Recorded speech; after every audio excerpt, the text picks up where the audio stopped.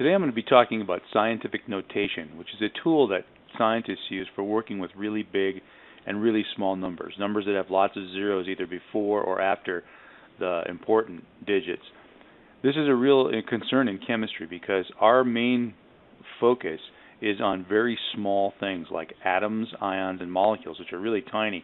So to measure them requires very small numbers. And because they are so small, any sample of matter that's of any size really takes a large number to count how many particles are there. And so it's important for us to have a mechanism for dealing with the math of really big and really small numbers. That's what scientific notation is all about.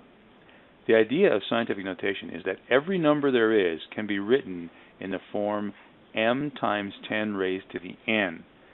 And m is a number that we call the mantissa. And in exponential notation, which you may have learned about in a math class, the mantissa can be anything. But in scientific notation, we have a specific range that the mantissa has to fall into. The mantissa has to be bigger than or equal to 1, but it can't be as big as 10. It has to be less than 10. The mantissa also includes all of the significant figures. Then the n is what we call the order of magnitude. And the order of magnitude is sometimes also called just the exponent. This is a positive or negative whole number. Here's an example just to show that this works. 1.9 times 10 to the fourth. I can just view this actually as a math problem. 1.9 times 10 times 10 times 10 times 10. Well, 10 times 10 is 100, times 10 is 1,000, times 10 is 10,000. 1.9 times 10,000 is 19,000. And so that's the number that we have here. It can be written in this form. Well, here's another number. This is a number that's smaller than 1, and it's 1.3 times 10 to the negative third. Well, 1.3 times 10 to the negative third is really 1.3 times 1 over 10 to the third. Well, that would be 1.3 times 1 over 10 times 10 times 10. But 10 times 10 times 10 is 1,000, as we've seen. So it's 1.3 times 1/1,000th. 1.3 divided by 1,000 is another way of saying that, and 1.3 divided by 1,000 is 0.0013, which is the number that we have here. So for numbers smaller than 1 and for numbers bigger than 10, scientific notation can describe the number. If it's between 1 and 10, scientific notation could still be written, but the order of magnitude would be 0, so it doesn't make a lot of sense to do it. Well, if you have a number and you want to write it in scientific notation, how do you go about doing it? Well, one of the things you're going to have to do is find the mantissa. You have to find m. Here's how you do it. Locate the decimal point. That's not too hard to do. It's usually written, or sometimes it's implied. Like in this number, 15,000. There's an implied decimal point. It's not really there, but you know it would be there if it was. You're going to move that decimal point, whether it's expressed or implied, until exactly one digit remains to its left. No more digits, no less digits. So for this number, I'd have to go over 1, 2, 3, 4 spaces to move the decimal point so that's only one digit to its left. Now I'm going to sort of keep track of that's 4 digits in my head. The mantissa is just all the significant figures with that decimal point in that spot.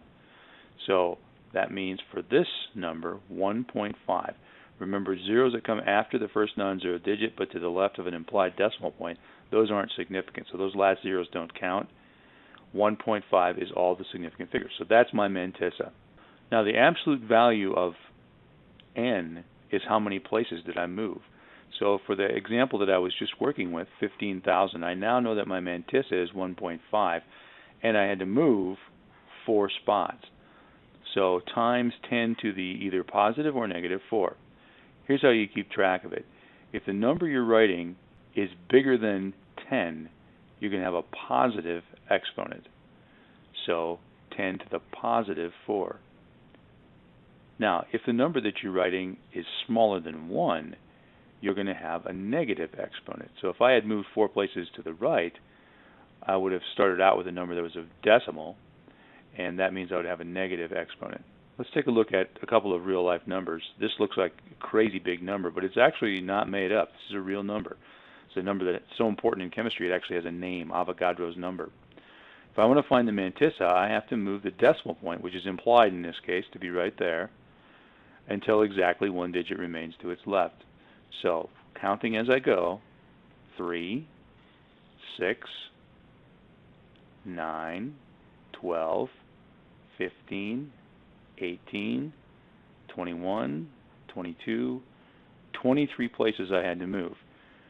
So I'm going to write down times 10 to the positive 23 because this is obviously a number that's way bigger than 10. Now, what are the significant figures? There's an implied decimal point at the end, so that means all those trailing zeros that come at the end are not significant. The only significant figures are 6.022. So those are the digits that I need in my mantissa. There's the number. Here's a number that's smaller than 1. I can still write it in scientific notation. Just have to follow my rules.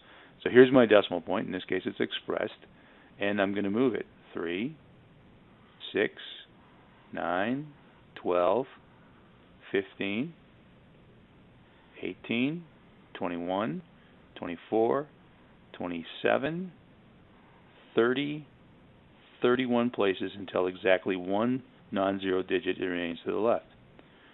So times 10 to the negative 31, because this is a number that's smaller than 1, and then all the leading zeros are not significant, and that's my mantissa right there, 9.109. So there's the number in scientific notation. You try this one. I'm going to give you a whole series of these. I want you to stop the video, write it down on a piece of scratch paper, and then I'll give you the answer right after that, and you can check it.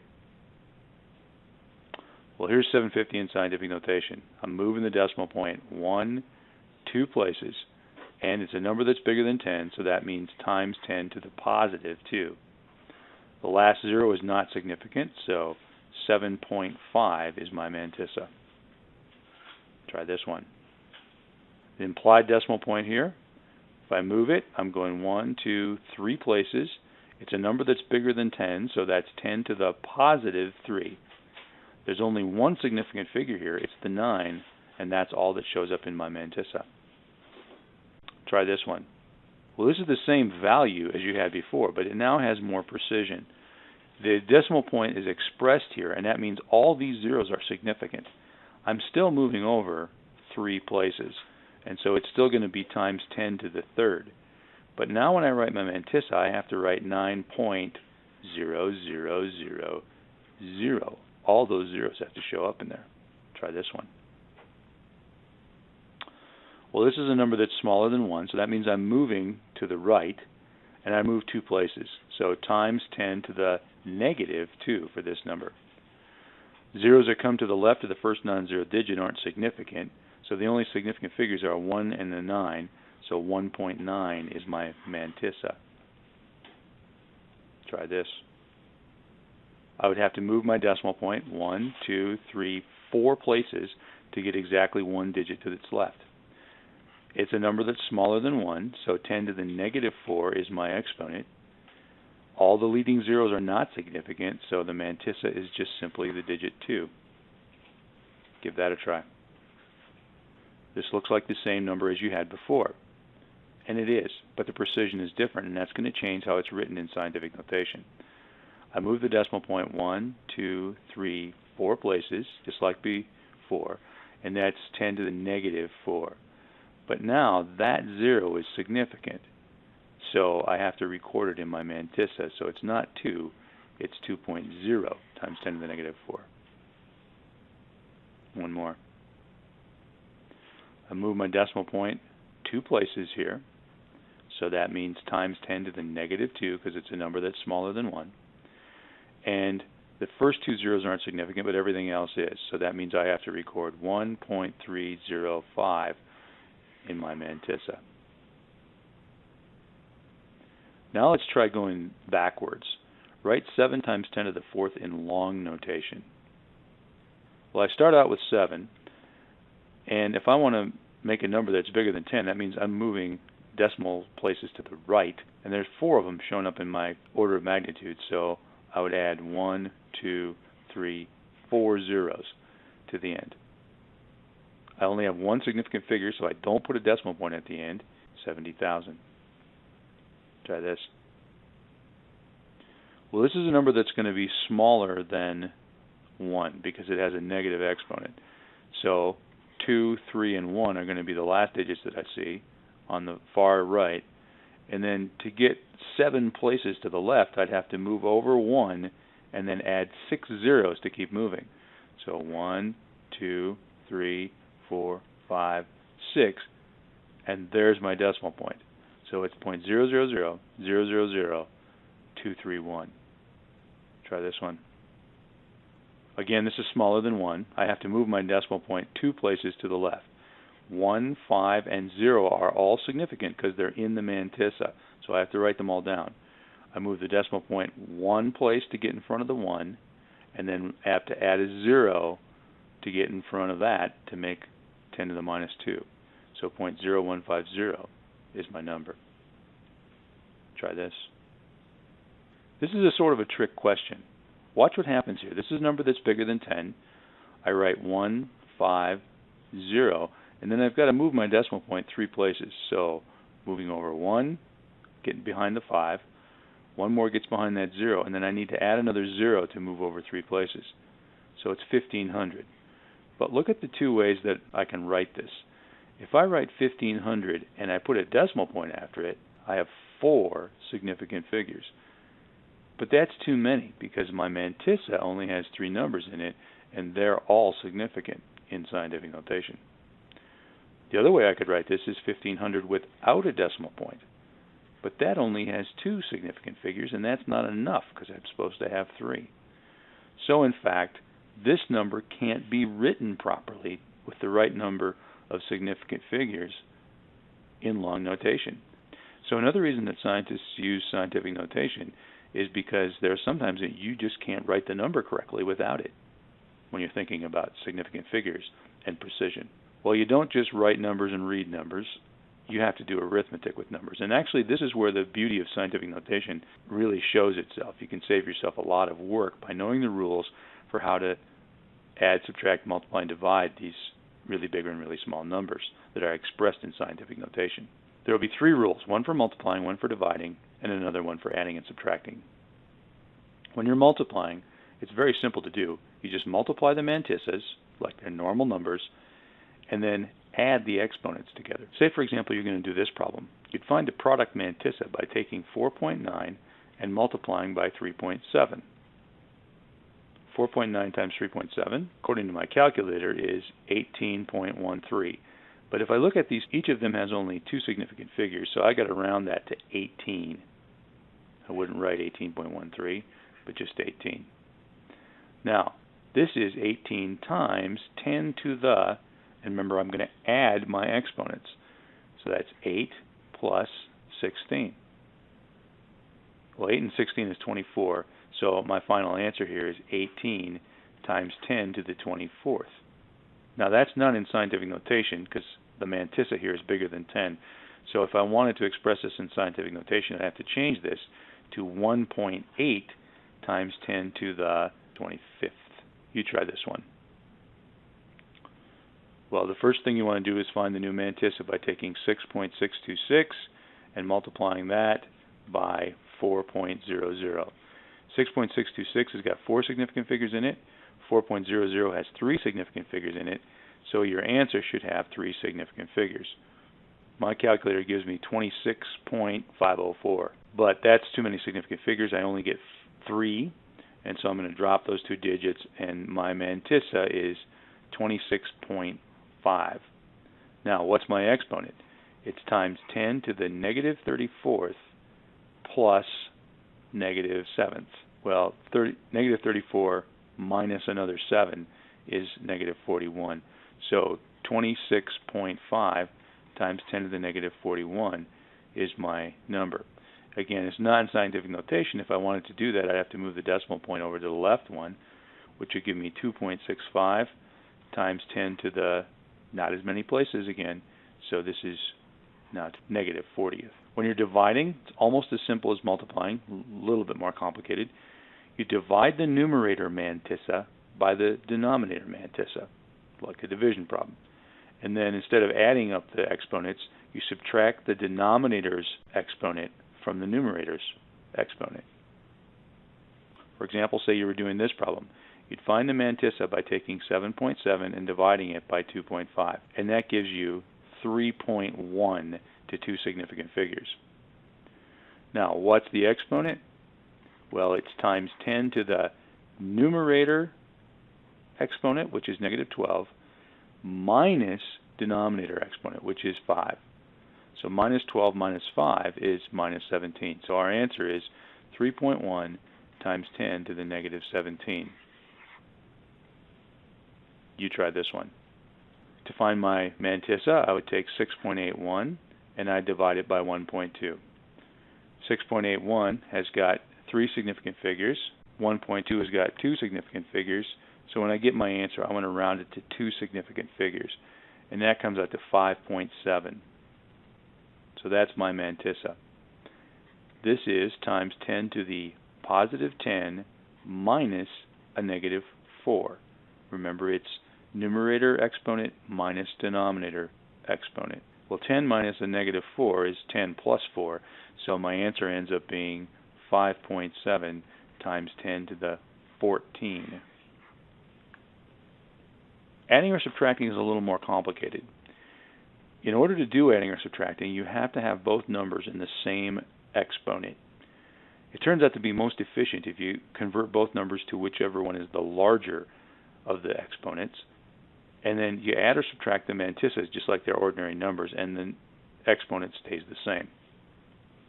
Like, let's say you're going to do this problem. 2.9 times 10 to the third is smaller than 1.6 times 10 to the fourth. So I want to convert that to a number that has an exponent of 4.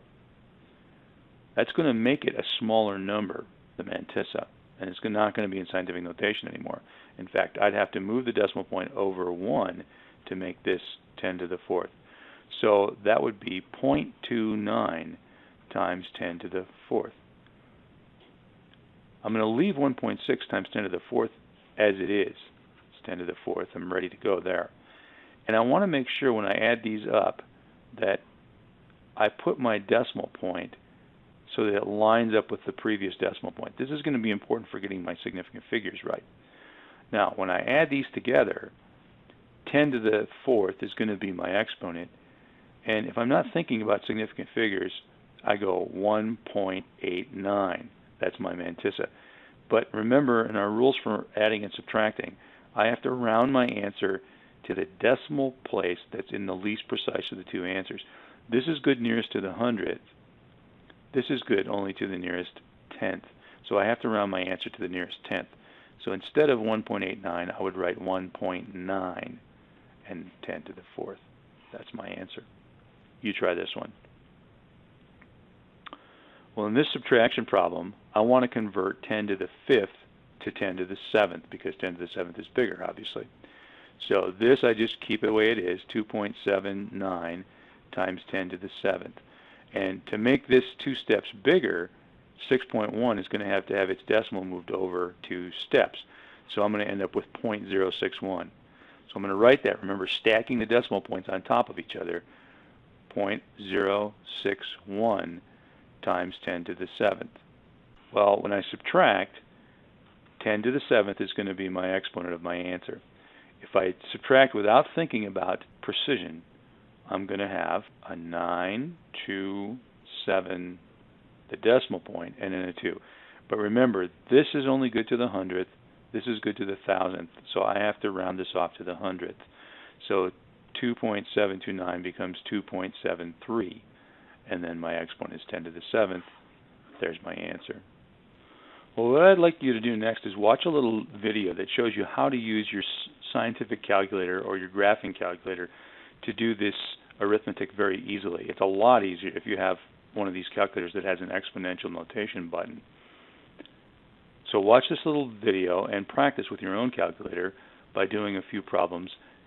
And once you get familiar with that, then all you have to think about is significant figures. The calculator will take care of the scientific notation for you.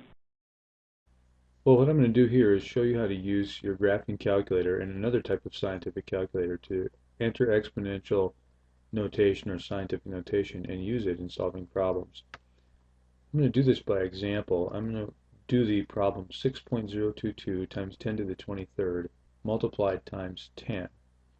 So let's start out here with a clear screen by just entering the mantissa. I enter this like it's a normal number, 6.022.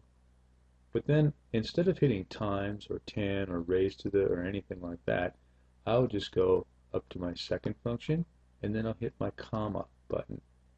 You can see what that puts up on the screen here is an E. That E stands for times 10 to the. I don't have to push times or 10 or anything like that. What comes after the E should be my exponent. In this case, that would be 23. Now, I was going to multiply that by 10. I can just do that because the calculator recognizes as just a single number. So I'll hit times 10, and then I hit enter. You notice when the answer comes back, it is also in scientific notation. 6.022 times 10 to the 24.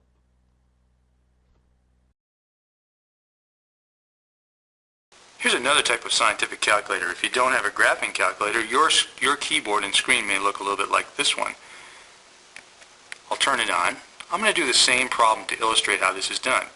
Again, the problem is 6.022 times 10 to the 23rd times 10. Again, I start out by keying in my mantissa as if it were just an ordinary number, 6.022. Now, I don't have to do a second function with the keyboard like this because it's got this EXP key. The EXP key, or sometimes it's an EE key, is just a single function that I press.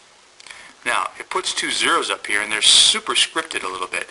It looks like it's raising 6.022 to some digits, but it isn't. That really means times 10 to the whatever I key in there, which will be my exponent of 23. Now that that's in there, again, this calculator represents that as a single number. I just do my multiplication. Times 10, and then I hit equals. There's my answer, 6.022 times 10 to the 24th. Again, the answer is too big to fit on the screen, so it returns it in scientific notation.